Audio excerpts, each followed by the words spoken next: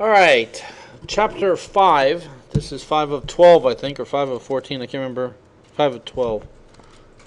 No, there's actually, yeah, there's 12. Okay. This is developing the security program. Okay. We do have a couple hands-on projects, but it's not on this. It's not on this chapter. It's on I think next chapter. So, but we'll look at a couple things here. If I can get my mouse to work, there we go. All right.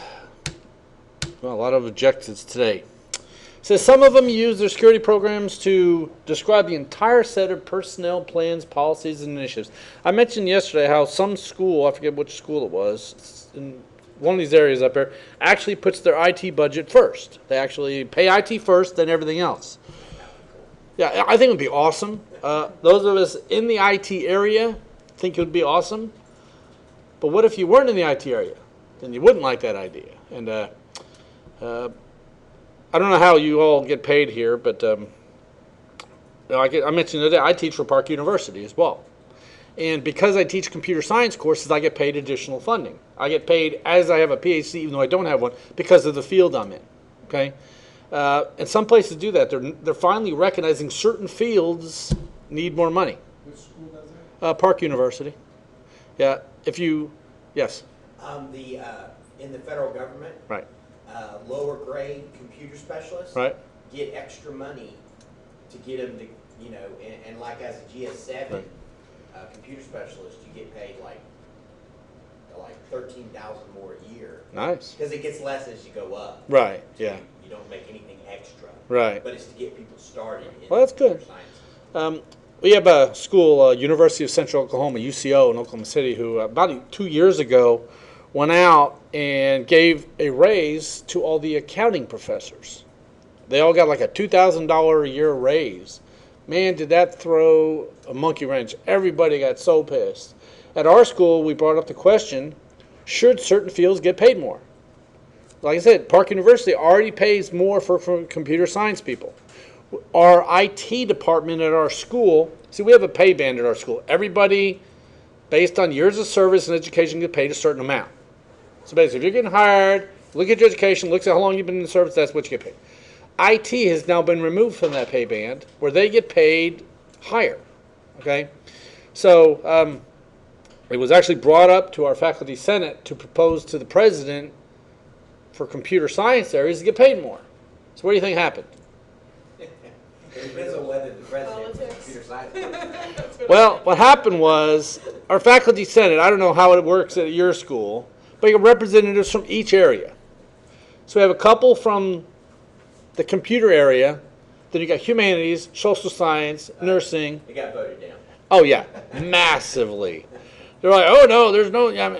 What I always tell people is, in this area, in this field, my classes change every semester. I'm always adding something new. Absolutely. When's the last time History 2 1877 changed?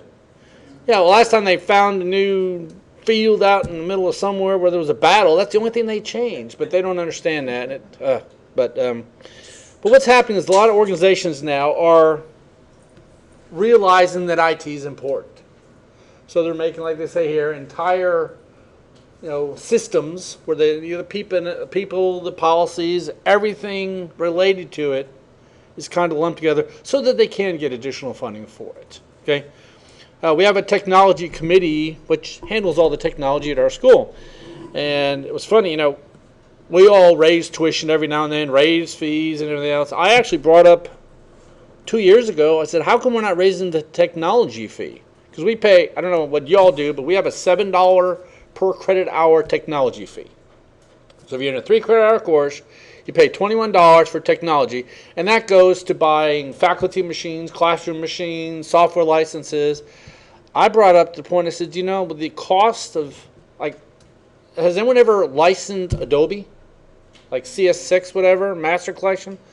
We're talking thousands and thousands of dollars. And we have a Toon Boom Studio, and we have a 3D Max. You cannot get enough students, especially like when Adobe updates every year.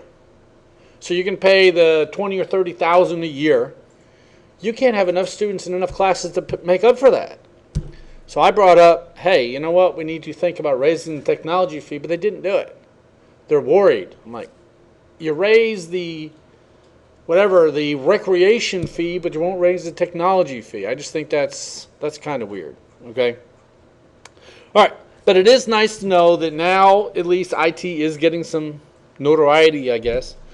And when it comes to security, people are realizing that you need to have the people, you need to have the policies, you need to have everything involved. It says the information security program is used here to describe the structure and organization of the efforts that contain risks to the information assets of the organization. So basically everything is being put in there now.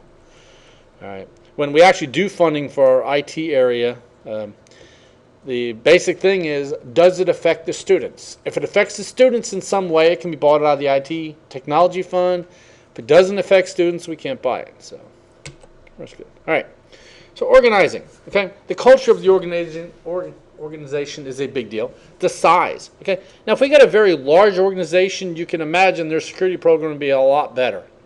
What if you just got one or two people? Are you going to have a full-time forensics examiner and full-time? No, you're not. But so really, size is a big deal. Budget's a big deal. And a lot of times the budget, there is none initially until they start realizing they need to add more. And at least at our school, we always seem to be adding more IT people.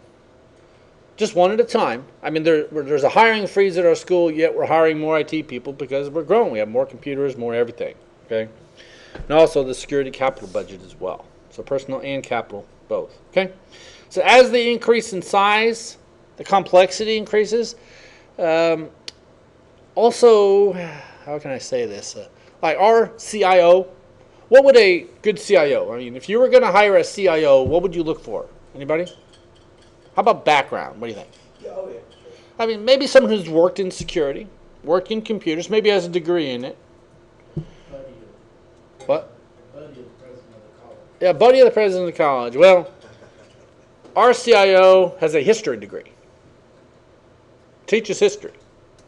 Makes great sense to me, but it's just, but it does change. I mean, he's doing a great job, but the fact is, he was there for years, and it was one of those deals that, we got an opening, so we're going to promote from inside, and actually, our school, what was it about? And he had a computer. Yeah, he had a computer. He's seen one before. He can recognize one 3 out of 4 times, and he knows when they came from. He knows the history of them. But no, we about 4 or 5 years ago, we had a downsizing at Rose State where we combined some jobs. People were retiring. So they said, we're not going to replace them. We're going to combine this and this and this, such like that. But it was kind of funny that 4 or 5 years later, since then, now we've already replaced all those people and added new positions. So we never really downsized at all. It's kind of weird the way all that works. All right. It says information security departments tend to form internal groups. That makes sense. We have people who, in our IT area, initially, years ago, we had IT. They did everything. Now we have the networking group. We have the hardware group. So we have different groups that handle day-to-day stuff. So they've been, kind of split out. And it's kind of funny. Everybody wants to work in IT because that's the place to be at the school right now. But when you get hired at IT, you find out that the hardware technicians, like the people that have the A+ kind of stuff, are the lower level IT people. They get paid less. They seem to do a lot more. And then you can get promoted up into the network engineer department, network administrator department, and start making some money. A couple years ago, I think it was about 2 years ago, we had someone who got fired at Rose State. And they sued the school. And it was kind of funny because they subpoenaed me. Okay, it was weird. I didn't have a clue. I got a call from HR, said, Ken, you're being subpoenaed. I go, okay, why? They said, we have no idea. And so they grilled me for days. What do you know about this? Do you know anything about why this person got fired and all this other stuff? And in my opinion, the person had a valid case. What had happened was the person was applying for a job as our lab assistant. See, we have computer labs in my building where all the computers are. They don't get paid as much as IT. They get paid actually a lot less. Instead of 40-something, getting 20-something.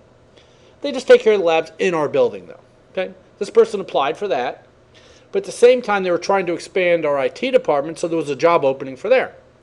Well, the person interviewed with us, recommended to hire them, interviewed with the VP, recommended to hire them, got all the way up to the president. And the president's the last interview you go through before you're hired. Well, the person went to interview with the president. The president said, wait a minute. You have an MCSE. You have this experience. Why do you want to work in the lab supervisor? We want to put you over in IT. So the president kind of like just shifted the person over to work in IT. IT wasn't happy the president did that. Treated the person unfairly. It was kind of, like I mentioned, when I was brought in the Air Force, brought into the networking shop, I was kind of like stuck there. Well, this person, that's what happened. The president just said, no, you will be working there. You will accept the person. Well, they never did work out, and they ended up firing the person.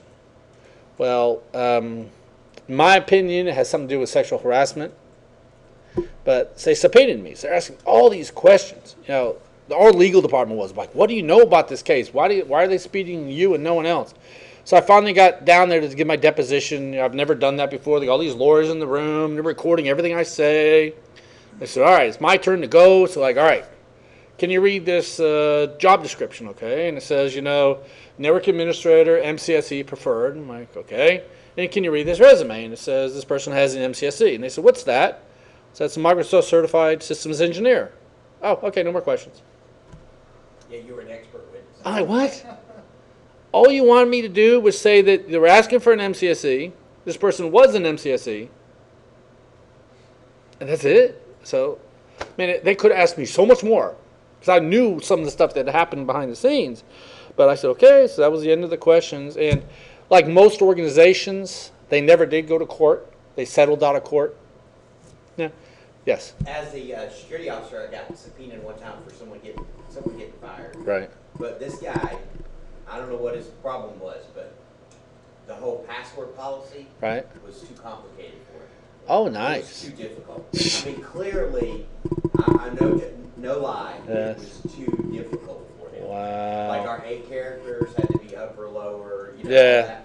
It was too difficult, and each day he would spend an hour with the help desk Trying to get logged in. resetting his password. And it's all against him. You did this just to make it hard on him. Right. And so he didn't say that the organization, because they fired him because, you know, it takes an hour a day for him to start work. It's probably, Wow. along with other things. But I was subpoenaed because of the password policy.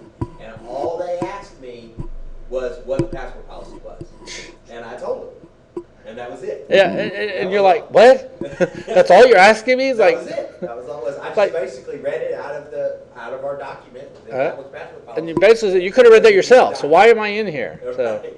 yeah, so it's pretty crazy. You know, speaking about password policies, Melissa wrote down your password if you need it. Now, the odds are I'll probably forget this piece of paper on this desk. So now the whole world will know what your password is. Did everybody get logged in okay? Okay. I don't remember the password. Well, I have it here if you want it. It's Call help desk. yeah, call the help desk. But it was speaking of that, I actually came in a little bit early this morning. About 7:45 this morning. I guess there's a meeting going on across the hall a little bit, wherever that is. And they were all walking into the room like, "Oh my God, I forgot to write down the password. How are we going to get in the system?" I'm like, "Wow, it's a lot of people do that. A lot of people still write down passwords, and I don't know. It's scary. Do you really need this? Yeah, I do. Oh, okay. It's BR ComEd, BRCOMMED, and then the password is class number 1. Okay, people hearing this recording, they have no clue where we're at, so class #1, you know, number 1. That should work. Hopefully. Into the Pentagon. All right, we're in the Pentagon. Great. All right. So let's continue on. Okay, so the information security departments tend to form internal groups. We mentioned that, and then they function in small groups. We talked about that. It says smaller organizations typically create fewer groups. Yet if you have a very small, when I ran my own company, do you really think I had groups? No, I did all of it myself. Sergeant Grip Marine Specialty. Here, let me show you this website. Okay, this is a Marine Corps website. Okay, I'm not prior Marines or anything, but this guy was a Vietnam vet, and when he was over there, he made a T-shirt. They called him Sergeant Grit for True Grit back then, because that was about the time. But he made a T-shirt that had all the different locations in Vietnam listed on it. He started selling it in a magazine. He approached me back in mid-90s to make a website for him. His current website at that point was some PowerPoint slides that were converted to JPEGs and put on the internet. So obviously it was a very good website. So I actually made him a website, charged him $500, and I wish I charged him a percentage. The dude makes millions now, literally millions. I think last year he was planning on making $9 million. If I only charged him a percentage, I would have been set. But so I made his first website, and I've talked to him many times about it. So I sent him an email, because what had happened was I was part of a new company called SpinWeb, and we formed a corporation, incorporated all that stuff. We started this. We listed literally 2 days. At the end of the second day, we dissolved the corporation, because there's no way we'd all. I mean, we had everything from graphics designers to web developers to programmers. It wasn't going to work out. So he was like our only client. I sent him an email and said, hey, I'll do your website for you. And he almost didn't respond, because he thought, this internet thing's a fluke, no one's going to use it. But now he's making millions of dollars. But for years, I took care of his IT. I was his only IT support. I remember initially he worked out of his house. He worked up in his study. He had 1 computer. Then he moved to his basement. He had 2 computers. Then he rented a building, had 4 computers. And I would keep asking him. I said, how many computers do you need? Because we need to buy a switch and stuff like that. Oh, I will never ever have more than 4. So I buy him a 4-port switch. Then he ended up moving to another building. Oh, I'll never ever have more than 8 computers. So I think I bought him a 12-port switch. Ended up going to like 16. Then the current location he's at, I don't know, there's probably a picture of it on it somewhere here. I don't know where it is, but there's probably a picture of it. But he bought this, it used to be an old clothing factory where they did sewing. So it had a big warehouse and a small office area. So I actually had students help wire the place as a class project. So I asked them, so where do you want computers? Only in the front offices. Yeah, now he's got computers in front offices, in the warehouse. He's actually built onto the warehouse, and I was going computers in the back warehouse, because he does a lot. He does a lot of call center stuff. And his system, I took care of it for years and years until we got to the point where I couldn't do it anymore. And when he hit about 60 computers, me doing this as a part-time job wasn't cutting it no more. Because it got to the point where you needed a web developer, you needed someone in charge of security, so you needed more there. And he has all that now. And what really sucks about this whole thing was about a month ago, he emails me and he said, hey, Ken, I need to hire someone, because they did an internal PCI compliance audit. They requested it and failed miserably. And it's like the servers hadn't been updated in years. They had computer accounts that had been gone. I mean, it was just a lot of bad stuff. So they needed someone to help with that. So they asked me, hey, do you have a student who wants to work about 20 hours a week for about 3 weeks? $10 an hour or so. He contacted me, and I said, oh, yeah, I got a student. And he actually worked for me in my office. He worked 20 hours a week for me. Figured he worked 20 hours a week for him. That way he's getting full-time pay at least. Wasn't a lot of money, but I told them, I said, you really need to pay him somewhere between $15 and $20 an hour starting out. Well, they immediately started when I was 15, which was good. After the end of the first week, they've already upped him to $18 an hour. And as of yesterday, they stole him from me totally. Now he's a full-time employee there making $20 an hour. So, because the student actually came in with some knowledge. He's completed our degree already and fixing stuff. But the point is, they're actually starting to, his whole entire job right now, his main focus is PCI compliance. They've never had anyone who did that before. It was always, hey, you work on the computers, you're in charge of that too. So, and it's at the point now where his organization has grown, his business has grown, and if you screw up those PCI compliance things, you're pretty much out there. So, but it's kind of cool. I actually, where's this? You see ribbons on here somewhere? I don't see them on there anymore. I actually wrote him an application. I forget which line. I think I wrote an ASP years ago. That, about the military, they got ribbons they wear over their pocket. Well, I wrote him an application where you could go in and select which ribbons you have, and it would graphically build it for you. It would make an image of it all in the right format, so that you could actually print it out and go get them made. You could actually order them from him. Because that was one of the biggest things in the military. Which ribbon goes where? Which one has higher precedence? Which one has this symbol on it? So I wrote him a program that did all that, and that was the coolest thing in the world. It took me like an hour. But yeah. But the point is now, even though he has a small organization, he's realizing this stuff, and they're growing, bringing on more specialists. So it's kind of a cool thing. Okay, I'd like to see that happening. Yet he takes my good people away. So now I got to replace this guy, and it kind of sucks. All right. Very large organizations, more than 10,000 computers. Okay. Any idea how many computers they have at your schools? Can't be 10,000. I think we're just over 2,000. Okay. Does that sound about right? Your school is probably about the same? Yeah. It's probably close. But some organizations are huge. Got 10,000 machines. I would hate to see how many Google has. Google is actually expanding their data center in Pryor, Oklahoma now, which is kind of cool. They're expanding there. It's part of the whole internet too. Oh, I read an article about that, which was so funny. Just about a week ago. And I very seldom ever comment on articles. But there was an article written by some news magazine that said the internet is now. The new internet is here. The new internet's out. It's called IPv6, which is true. It's actually been out for a while. But it's now been implemented as of like now, okay? It's being implemented, and the funny thing is, it is not compatible whatsoever with the old internet. So either you're going to buy new equipment and switch to the new internet, or you're going to be left in the dust. I'm like, what? I said, yeah, they will not talk to each other. The old internet cannot talk to the new internet, and the new cannot talk to the old at all. So I'm like, if you know anything about IPv6, part of the deal is it's 100% backwards compatible. And it was like, I was reading this, I'm like, they were talking about how your cable providers are going to have to replace all their equipment and switching to the new internet. And a lot of them were. They even said Google was switching to the new internet. They said, you're not going to be able to connect to Google if you don't switch to the new internet. I'm like, who wrote this thing? So I went up there and made a big old comment about it, and it was crazy. Okay. But large organizations obviously have big security budgets, obviously have big IT budgets, have bigger budgets for everything. Okay. So even with large budgets, the average amount spent per user is still smaller. Okay. So they basically spend what they say about $300 per user. Okay. Small organizations have to spend more because you still need the infrastructure.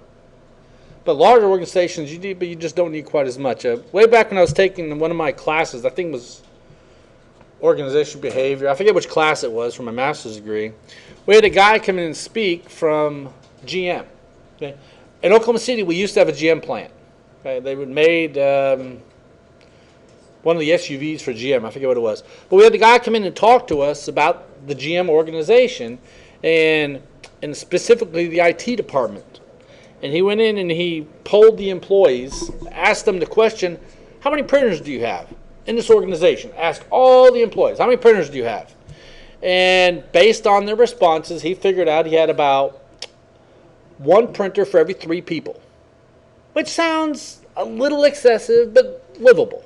Okay, like in here, we have 1 printer or 2 printers for what, 20-some computers. That's not bad. So it's pretty good. But so he pulled them all and found out there's about 3 people for every printer. Not that big a deal. But then he actually went counting, and it turns out they actually had more than 1 printer for every person. But no one realizes that. One of my prior clients, Chapel Supply, they sold pressure washers. They literally had a laser printer on every desk. Think that's a little excessive? Yeah, I think it's very excessive. But the reasoning behind it was, but when I print something, I want to get it. I don't want to have to go over there and get it. And I don't want to have to wait for it. It was kind of, it's kind of crazy. Okay. But they'll wait for the slower printer. Yeah. The walking. Yes. Yeah. They don't want to go and get it. And so I don't know. I just think printers is the one thing that feels excessive. Our school actually just switched copiers. We had a Xerox contract. We switched to somebody else. Man, the printers are slow. And it's actually slow to the point that our humanities department is actually having to buy printers for each faculty because the work center printer can't keep up with it. Like, I guess a bunch of humanities people try to print something right before class and they got to stay in line waiting on their printer. It's so slow, so I don't know. But budgets change, okay? It says, does a better job in the policy and resource management areas. So large organizations obviously have people for this. They're going to assign someone. Like Sergeant Good finally has someone in charge of PCI compliance. So I would assume now they'll be doing a better job at it than they did in the past. Okay? All right. It says only 1/3 of organizations handle incidents according to their plan. I would change that to say that only 1/3 of the organizations have a plan. So, the 1/3 of that 1/3 actually follow the plan. Okay, so large organizations with 1 to 1,000. Okay, it says the security approach has often matured. In other words, we're starting to understand what we need to do. We got people, we got money, integrate the planning. So now we know what's going on. Okay, but they don't always put amounts of resources into security, large amounts of resources. So they don't. What's y'all's thoughts on redundancy? Like, should you have redundant firewalls, redundant switches, redundant servers, all that? If it's a high availability system, yeah. Yeah. So that Marine guy sells stuff on the internet now. On his website, you can literally buy an item, and as long as you have a valid credit card, it'll actually process the order and print out a shipping label. So it pops up on the computer in the shipping department so you can go over there and ship the item. So, would you consider he needs some redundancy? Yeah, most definitely. At one point, he had an electrical spike and he lost a switch. So when we replaced it, I talked him into buying a spare switch, which for a lot of people, that's hard to do. To get them to understand you need something that's going to sit there in a box and not be used for a while, it really drives them crazy. But I talked him into buying one. And what sucked was he had another power issue, because that part of the country sucks, but had another power which actually fried 2 of them. So they're like, great, we had 1 redundant or extra switch, now we needed 2, so I don't know how many he has now, but it's tough, okay? All right, so don't always put a lot of stuff there, okay? It says they tend to spend proportionally less on security. It's proportionally, so, okay? All right, one approach, it says the functions performed by non-technical business outside, so that could be, IT doesn't do it. Some things are... Now, speaking of that, your school here, or whatever your schools you all go to, if you guys needed to run a wire for something, say you want to put a new computer right here on the wall, would IT do that, or would they hire that out? $350. Do you hire it out, though? It's an internal person, but yeah, they charge it. Nice. Well, ours is now hired out to Chickasaw Telecom, and they charge, I think it's $160 a drop. Not bad. No, it's not bad. It's somewhat cheap, but... I we will internally run 3 cables, 3 drops in a room, Right. but if it's more than 3, then we send it out to the outside. But I was wondering, I said, at least in our area, I know all of our IT people know how to run wires. But they don't. They hire it out. It's like, what the heck? So, I don't know. All right. So, there's also functions performed by IT groups outside of the security area. So you have, it's kind of like ours, we have different groups. We have the hardware area, then we have the network administrator area. We really don't have a specialized IT security area. I think we need one, we just don't have one. Okay? And it says functions performed within IT or information security as customer service. That could be your passwords, resets, that kind of stuff. Okay? And functions within the information security as compliance. That would be our PCI type stuff. Again, we don't have a separate area for that. I would venture to say that most places don't, but they need it. Okay. Again, you had to be quite large for that. I think our school is at that point where we need to have someone in charge of compliance. Just most places don't. Okay. All right, CISO is responsible for the majority of this stuff. Okay. Hopefully they do. Okay. And it says deployment of full-time security personnel. Okay. I would say that it also depends on budget down there, because if you don't have the budget, you're not going to have the personnel. But sensitivity of information to be performed. Now, Rose State's a public school. We do have some, obviously, grades and personal information, but do we really have a lot of secret data or something like that? No, we really don't. We're not like the military, or I would say we're not even like healthcare. Healthcare is getting to the point where I think that's even more critical than what we are. So, do we really need to spend that much on security? I would say proportionally, no. But we still need to spend some. Okay? Also, regulations. We're getting more and more. PCI, HIPAA, all those kind of regulations out there. We're getting more and more. And I think they're going to keep growing. The funniest thing was, I'm prior military, so I have TRICARE. You know what that is? It's military's health insurance, basically. And I always handled it for my son. Actually, one of my boys is still on my health insurance because he's under 26. But my son got sick one day, This is just after he turned 18. He says, Dad, I need to go to the doctor. Well, he was living in Arizona. And I said, no problem. I'll call TRICARE and get you an authorization to go see a doctor. So I called them, and they said, oh, he's 18 now. We can no longer talk to you about this. He needs to call us. So I called my son and said, Micah, you need to call them because you're over 18 now. He goes, oh, come on, Dad, just take care of it for me. I says, I can't. Once you reach a certain age, sorry, I can no longer do it because you're now an adult. So he was, why don't you just do it for me? I says, I can't. They will not talk to me. And yet, when he calls, he just says, my name is Mike, and they accept it. So it's like, I could have said my name was Mike and would have been fine. Kind of funny. I was actually working with HP. He's thinking about buying some HP equipment over there. But guy, Josh Posey, worked in my office. We called HP about a problem with the laptop. They were taking care of it and everything. And then we had to call them back the next day to continue the trouble ticket. And I called HP because Josh wasn't there the next day. And I called them and I said, yeah, I would like to, talk about this. He said, what's your name? I said, can do, give them all my information. Then they're like, oh, wait a minute. I see this trouble ticket was opened by Josh. I said, yeah, Josh isn't here right now. Well, I'm sorry, we can always speak to Josh about this problem. I said, oh, I am Josh. Oh, nice to meet you, Josh. And then we continue. It's like 2 seconds ago I said my name is Ken. But it was like, I don't know. It's weird. But I don't know any other way they could do that. So, all right. So industry regulations, general profitability. A lot of companies don't want to spend money unless they can see the bottom line. If I hire you, what kind of money are you going to make me? Like you mentioned back there about forensics, it gets to the point where, if there's no money coming back, they don't want the position. Oh, I had a student who was hired by a sporting goods company. It's not Twiz. I forget which company he was hired by. He actually quit Best Buy to go work for them to put all their stuff on eBay, to start an eBay presence for them. The moment he did that, they fired him. Well, they didn't fire him, they closed business. Basically what they were doing was they were getting rid of all their excess inventory on eBay, and then they were closing up shop. So now he was coming to me, I need a job. I said, you worked at Best Buy. Yeah, well, I quit there to go here, and now they closed up business. Now I have no job. I'm like, great. All right. So it says the more money the company can dedicate towards personnel budget. Now, does money come into play? When you're looking for a job in the IT field, does money come into play? Oh, yeah. Like I said, Dell's paying $14 an hour. $14 an hour is something.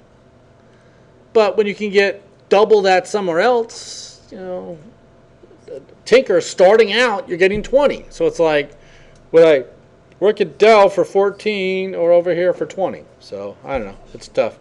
Because I got a student who actually just starts Tinker on Monday. And she went and did all her interviews and stuff yesterday.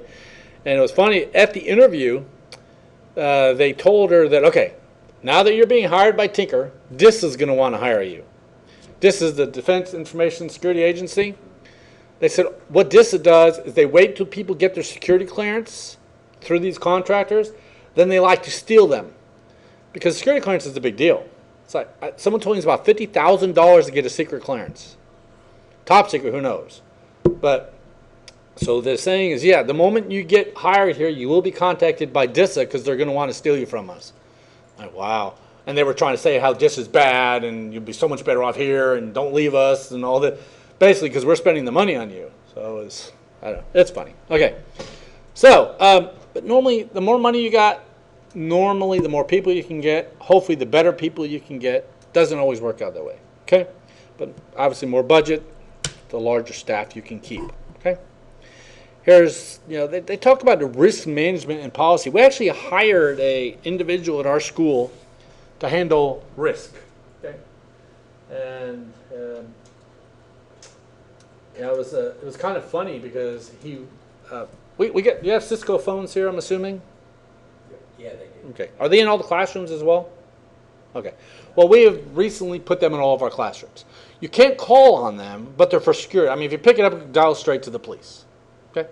But we have that in every classroom on campus now. And the main reason is for security. But if there's ever an issue, they can now broadcast to all the phones and say, hey, there's a tornado coming, go jump in a ditch or something like that. But this guy was in charge of that program, and I still remember one day we had a tornado coming. I mean, it's literally at our door. Then finally the phones go off. Imminent tornado. Please seek shelter immediately. It's like, dude, you're a little late. But But then, okay, the tornado passed, didn't hit us, we were fine. But then about 30 minutes later, okay, it's all clear now, you can come out. It would just seem like he was a little behind the timeline there, but he only worked for a very short period of time, then he left. So I don't know where he works now. I don't even think they replaced him, but that's tough because he was really a one-person shop doing that. And I kind of feel for the guy because if you get brought into an organization and your entire job is risk, that's tough. And it'd be better if you had multiple people to work with. And so, yeah, but I don't think they replaced him. So, I don't know. All right. Malware and servers. Do you think we really need someone just in charge of that? Yeah, we got one of my students who, up in D.C., who graduated, now works for the FBI as a contractor. She's a malware reverse engineer. Kind of a cool job. Very cool job. And, so malware, a big issue. There's lots of, we were talking about the viruses yesterday. Okay.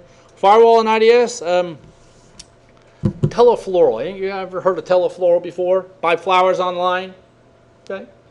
So what do you think about the organization Telefloral? Probably don't know much about it. Other than buy flowers online. Well, they're actually out of Oklahoma City. At least one portion of theirs is. And they're looking to hire people between $45,000 and $75,000 a year. And it's funny because one of my students actually works there. And they're now just realizing that security is an issue. But they gave out this requirement. You ever see the job requirements? Oh my God, it's like you have to be the master at everything. You have to know every type of firewall, every type of everything. I'm like, there's no way you're going to meet all these requirements, but hopefully you meet a few of them. But I think it's kind of cool that even a company like that is finally realizing that, hey, you know what, we need to do something in the area of security. So, I don't know. I think before long all companies will realize that. Yeah, they just started a big old area there, which is kind of nice. All right, here's one of a very large organization. You might have more people, okay?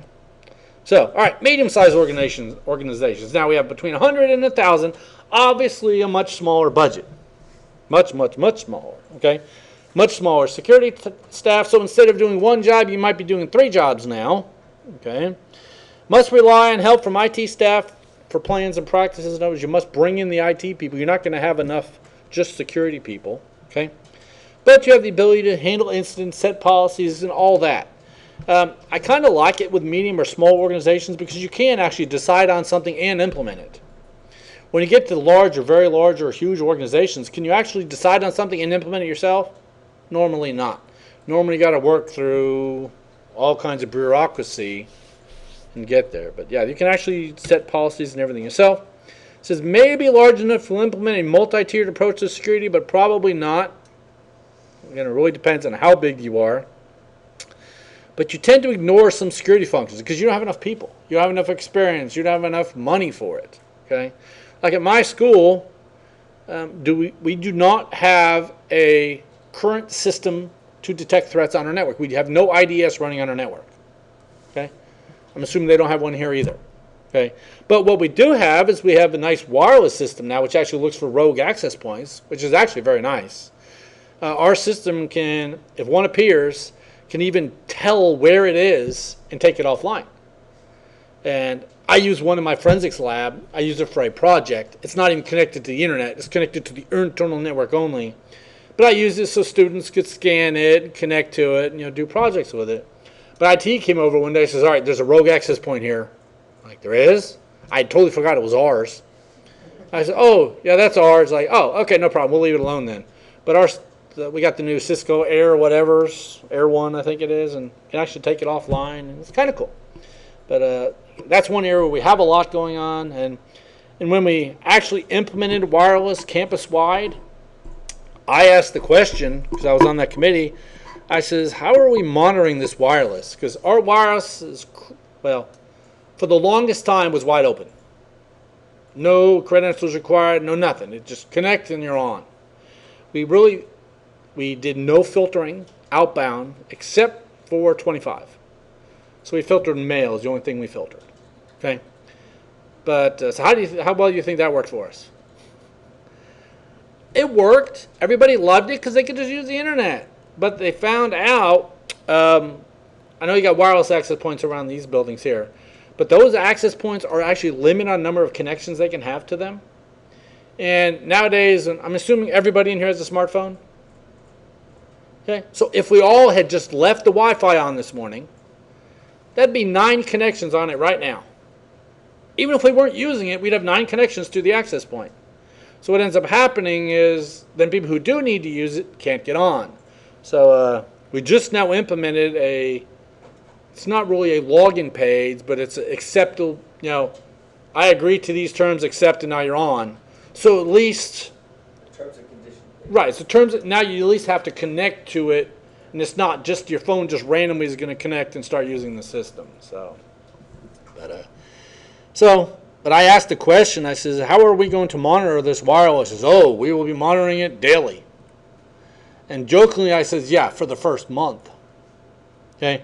What I mean by that is, when I ran my ISP, I'd implement something new. Obviously, I'd monitor that. I'd be looking at it constantly. The next month, I look at it a little bit less. Then a little bit less. And sooner or later, you look at it once a month or once a year. Sooner, I don't look at it at all until it's too late. So that happens. It happens quite a bit. You ignore some stuff. Okay? All right. So now here we can have a security manager, administrator, and technician. So we could have a lot smaller amount of people. Okay? Small organizations, 10 to 100. Simple, centralized IT organizational model. So my school has 2,000 computers. Obviously, it doesn't fall in here, yet I think that's what we have. A simple, centralized organizational model for IT. It's very small. Everybody knows everybody. Nothing's written down because we know everything. Everybody knows all jobs, supposedly. Okay. Spend disproportionately more on security because you still need the infrastructure. You still need the firewall. You still need the servers. You still need that, yet there's not as many people. Okay. It says IS is often responsible for a single security administrator because you don't have that many people. Instead of 100 or 200 security people, now you got 5. Okay. Have little in the way of policy, planning, or security measures, and most of it, what's the word I'm thinking? It's reactive. In other words, I'm putting the fires out. It's like I'm not going to be proactive on anything. I'm going to wait for something to happen, and then I'm going to go solve it. Okay? All right. This is commonly outsourced the web presence to electronic commerce operations. Actually, that's something we did recently. We outsourced our website. Somebody. I don't know who does it now, but do you guys do your own website here? Do you know? Okay. We recently outsourced ours, which I'm kind of glad we did because it takes the load off of our network. One thing that was actually an issue way back in 2000, actually it was about 2003, when I went to the University of Tulsa, I took a forensics course. And on there, they had a fake eBay phishing website that we had to find and analyze it and report on it. Well, I brought the same thing to Rose State. And I needed it to be on a web, and then we didn't have our own web server, so we put it on the Rose State website, but we turned off the whole indexing of that area. So nothing under the Ken Dewey directory was indexed, so no one could find that site unless you're in the class. I mean, even said, this is a forensics project, it's fake, it's not real. But the moment we outsourced our web presence, guess what happened? They turned on indexing. And I would say within 2 days, Rose State was flagged as a phishing website and took the entire school offline. So we were blacklisted everywhere else. I'm like, oh my God. And it was funny because they all yelled at me. Like, it's Ken Dewey's fault. What is Ken Dewey doing on this website? I says, well, first of all, I hadn't used that website in like 5 years. But I just hadn't removed it because it wasn't being filtered anyway. But it was all my fault. So I went back and found the email from 2003 where our current CIO, where I had asked him, I'm putting this up there, please turn off indexing. He says, not a problem, indexing is being turned off, won't be an issue. But our current CIO was the one who told me he was doing that. So I replied back and said, yeah, it's my website, but right here, you even said it was okay.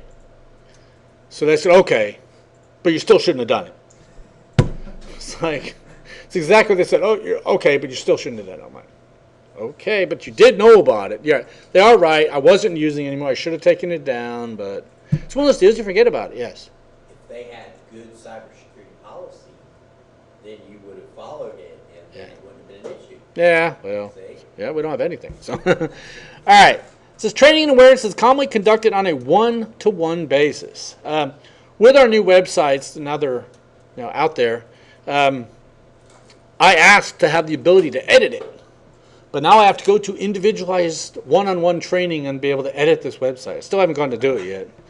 So it's just funny that they mentioned that there. Okay, policies, and I love this part. When they exist, which they very seldom do, but policies, when they exist, are often issue-specific. Hey, you know what? We just had a virus outbreak, so now we're going to write a policy for it. Oh, now we just had whatever on our school, so now we're going to write a policy for it. So in other words, we're reactive rather than proactive. Okay? It says formal planning is often part of IT planning. I don't know how far that goes. Okay? Threats from insiders are less likely. Why would threats from insiders be less likely? Well, they mention here how everyone knows everyone else. But again, if you got less employees, the odds of you having a bad one is less. I mean, it's the law of averages. I mean, instead of 1,000 employees, you got hundreds. So instead of, so it's just a lot less. All right. Here we go. We have just a couple people, and sometimes these could be combined as well. Okay? All right. Now let's talk about large organizations. Information security is often located within the IT department, and ours is. Okay? Is it a good place for it? Sure. I think it's almost at the point where it needs to be its own area, but I don't know if it'll ever get there. Okay? It says the program is sometimes at odds with goals and objectives of the IT department as a whole. So again, you have to, I would say a big issue in our area is we want to have security, yet we got to have functionality first. We want to get this XYZ security component in place, but you know what? We really need to get that mail server online first, so we worry about security later. I always tell my students, say I'm going to build a bank, okay? I'm going to build a bank out here in the field somewhere. So would we be better off building a bank from scratch or buying an old 7-Eleven converting it to a bank? What do you think? It depends. Probably build a bank. There's an awful lot of variables there. There's a lot of variables, but my point is to the students, if you're going to take an old 7-Eleven, convert it to a bank, how much security was built into that 7-Eleven initially? Not much. Not much. Where if I was going to build a bank from scratch, I'm probably going to have a better foundation. I'm going to have thicker walls, so I'm going to have a lot better. And my point is, what's happening now in a lot of IT organizations is they're trying to take what they currently have and make it secure. That's what happened with IPv4. If you know anything about IPv4, we had a protocol that worked with no security. Then we tried to secure it. Doesn't always work out so well. Yet if you, like IPv6, this new internet, which is not going to work with the old one, that is the craziest news article. Okay, but IPv6, they built it with security in mind. Okay? So that's why I would say it's at odds with the goals, because sometimes the goal is that whole CIA availability. I think they kind of leave off the confidentiality and integrity somewhat for the availability. You know what? We need to give people access to the web. We really don't care if it's secure at the moment. We just got to give them access. Yes, sir. Within my own organization, part of we work with other Department of Energy laboratories, and I heard a presentation from the CIO at Lawrence Berkeley Laboratory, who, if you've been following cybersecurity, they got broken into big time from a cybersecurity point of view, and a whole bunch of information got stolen. Right. Well, they're one of these open science labs, so their cyber posture for years has been, we're open science, we don't really need cybersecurity, right? Yeah. Well, then what happened when they broke in and stole all your stuff? Would they steal if it was open, right? Right. And so he, in front of, this was a big old conference, said we underestimated the value of our information. Oh, nice. And what specifically they underestimated is the people that broke in and took their stuff. All their successful experiments and work was published, and all that's open. Right. But what the people wanted to know is all the stuff that didn't work. Oh, so they don't have to repeat it. Right, exactly. Yeah. And so they didn't see that as having any value. But it Okay. actually does for someone else doing that kind of science. Yeah. It would be nice to know not only what did work, But what you didn't. tried that didn't work. Oh, yeah, definitely. Yeah. Huh. So that was, I thought that was very interesting that he Yes. actually said that. Yeah, definitely, Because yeah. that lab in particular, they don't have any firewalls. Even today, they don't have any firewalls. Nice. Yeah. Well, you guys have public IPs here. Well, I mean, they're implementing, but we don't have any Yeah. Well, I think it's one of those deals, that whole availability. We need to get this lab up and running. We're going to worry about securing it later. I was at a conference in Tampa where the director of FBI was speaking. And first of all, at that conference was kind of weird. You've been to conferences before where they give out little goodies. Well, they gave out this little, it was a tape measure, Post-it note, pen combo thing. You know, the top had a little Post-it note, but it was a tape measure, had a pen, put on your belt. It's kind of cool. But you turn it over, it was made in China. Okay? Now, I was thinking, I'm at a conference with all the big wigs of the NSA, FBI, DHS, they're all there, and we're all getting this free, whatever the heck it is, from China. Can you imagine if there was something, or how about those conferences, like there's a conference going on right now, CIT's going on in Florida right now. Now, I can guarantee you 100% that they are giving out flash drives with all the personnel that are there. You know, the attendee list. See, they used to print it out, now they give you a cheapy flash drive. Where do you think that flash drive was probably made? Probably made overseas somewhere. Now, how do we know it doesn't have a virus on it? The Stuxnet virus, if you read the way it actually got into the system, was via a flash drive. That's how they had to find somebody that they knew would just take this flash drive and plug it in, because there was an air gap between the system and the outside world. But somebody took a flash drive and plugged it into the internal network. So it happens all the time. So I was thinking about that conference. Wow, they're giving these things out. Has anyone even verified that they're safe? But the director of FBI was speaking. He was, was doing his keynote speech about, security and all this stuff. And he was talking about how he no longer does online banking. He himself. Does anyone do online banking here? I do everything online. I have to write a check every now and then. I'll tell you, the best thing they came out with lately in the last couple of years is the forever stamps. Because now I can buy a book of stamps and they're good for the next 5 years, because I don't use them that much. I used to hate buying stamps, then whoops, now you have to add 2 cents, and now 4 cents, because I don't use them much. But forever stamps are good. But he said he no longer does online banking. And the reason is he got a phishing email that he responded to, entered his username and password. This was the director of the FBI. He actually responded through the phishing email, and his wife said, "What an idiot." Says, "You're the director of the FBI and you fell for a phishing scam. You do not deserve to be using online banking." So it just shows that, even though he's in a very important department, we're all vulnerable. I'm assuming some of you have gotten viruses on your machines in here before. Oh, I've gotten them before. Because a lot of times people will ask me if it's real, and sometimes it's like, ooh, I don't know, that one's so close. A lot of times I'll just click on it. And what I'll do a lot of times, if I'm unsure, I'll open up my iPhone, like an email, because it can't get infected that way. Or I'll bring up a virtual machine and open up a virtual machine. That way if it screws up, I delete it. But I got to the point where one of my ex-customers used to get viruses all the time. The whole I love you thing, they thought everybody kept loving him for years. They keep clicking the damn thing. But it got to the point where they wouldn't click on anything without calling me. So I finally trained him. I says, if you get something you're unsure, call me. I can remotely get into your machine and see what it is. So I wish more organizations would get that. But there's a lot of them that don't. They just got people out there that just click on stuff. Oh, you must click here to accept whatever the heck. Facebook is notorious for that. It's driving me crazy That's now. how the RSA company, is it RSA? Yeah, the security key? Yeah, that lost the tokens. Oh, yes, yeah. They 4 people got Excel files that they both all opened, and that's how they got in. Oh, nice. Nice.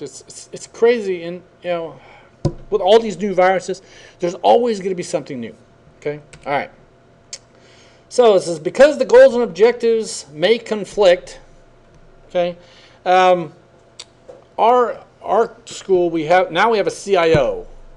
But prior to that, he was, now he's Vice President of Information Technology. I don't know, they keep changing his title. See, our school, even when you can't get raises, if you change your job title, you get an automatic 5% raise. So we have a lot of people in the organization who change job titles quite frequently. I don't know how they get that approved, but I think that's one way the big wigs can get.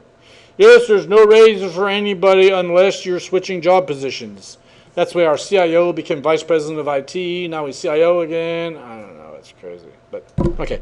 But they can, have issues there, working together. Again, a lot of places are still combined. Okay?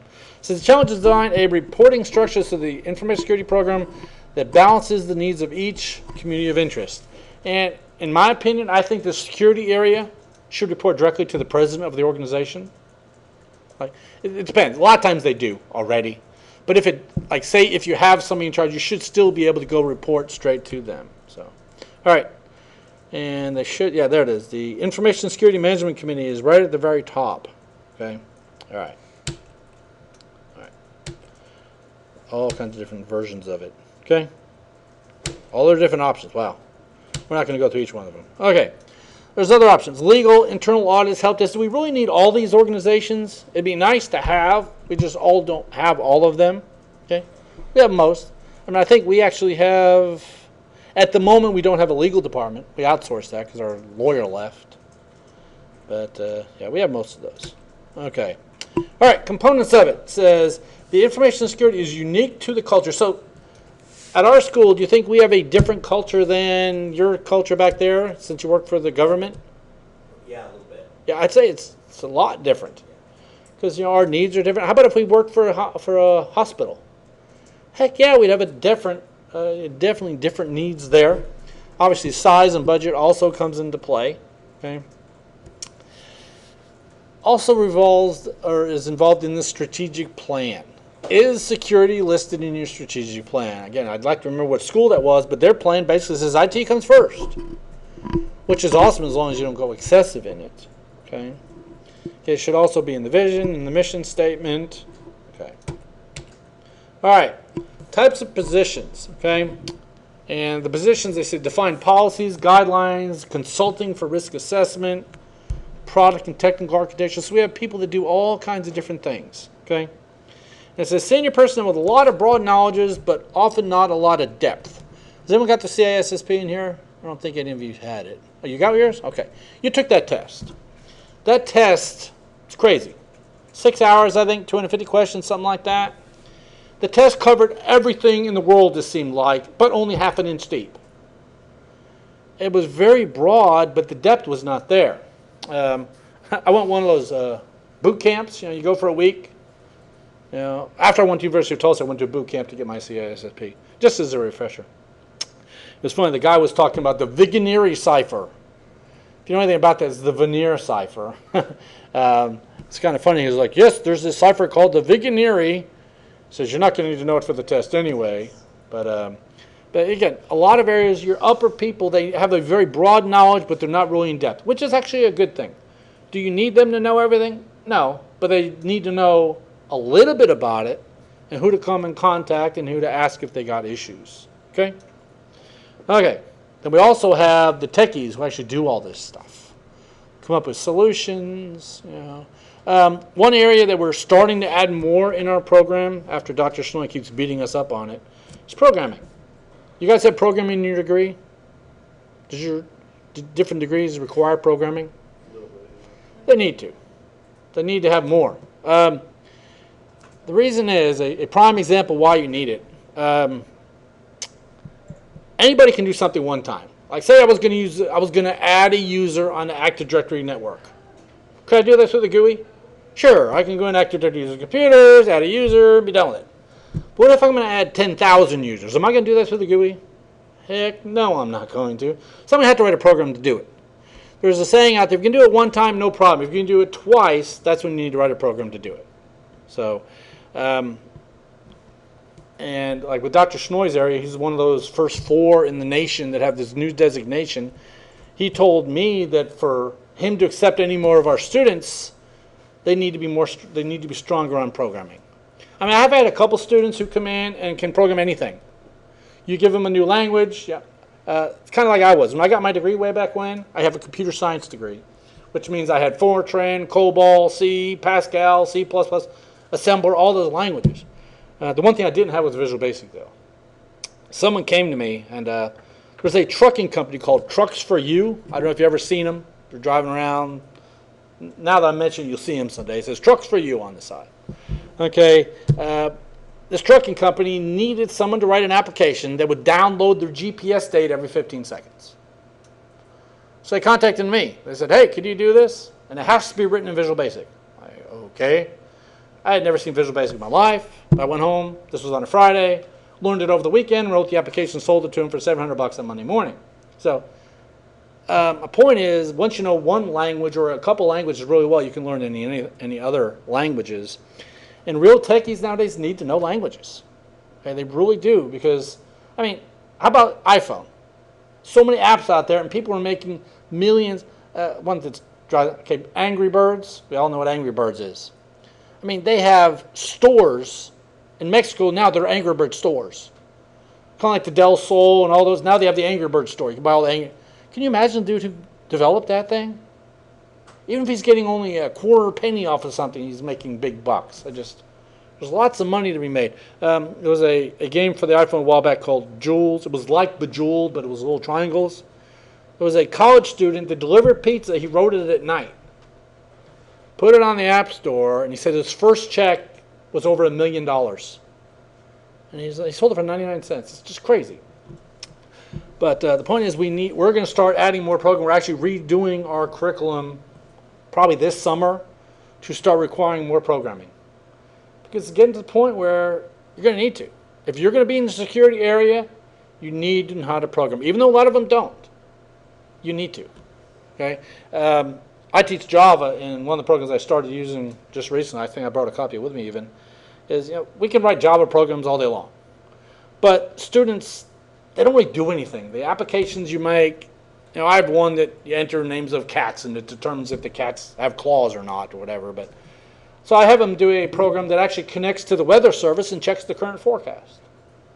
And the students kind of like that because now they're writing an application that actually does something real. So it's kind of cool. But techies, programming is a thing they need nowadays. Okay. All right. Then there's the administrators. Okay, that manage it. They could be adding the users, could be controlling it. Okay. They continually improve it. That's where I spend a lot of my time when I used to do this. If I did something one time, like I said, no problem.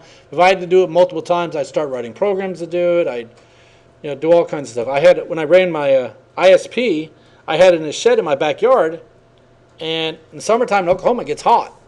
So I had to have an air conditioner, and it always bothered me, how often was that air conditioner coming on? Because it was a window bucket air conditioner, but it was a small 10 by 20 room, so it was fine. It worked great for it. So I actually wrote a Java program that would check my internal thermometer, and I could see a chart. When the temperature got hot, then it would drop back. That means the air conditioner came. Then it got hot again, the temperature came. It's kind of cool. So I wrote programs to do that so I could check and see how it's doing. And I actually have it where it would notify me text and email, and it would call me if it got too hot in the room. So it was one of those deals, make it better, continuing improving things. Okay.